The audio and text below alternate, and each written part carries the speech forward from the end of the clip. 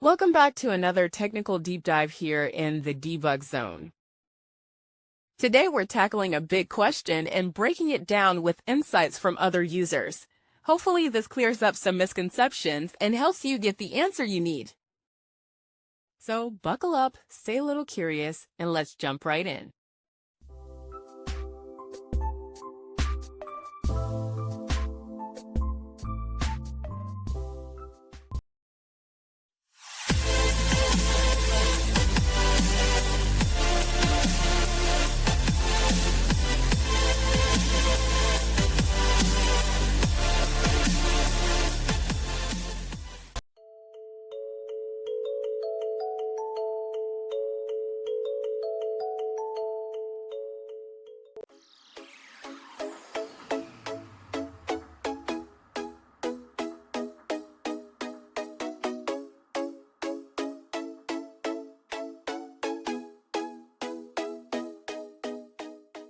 And that's a wrap.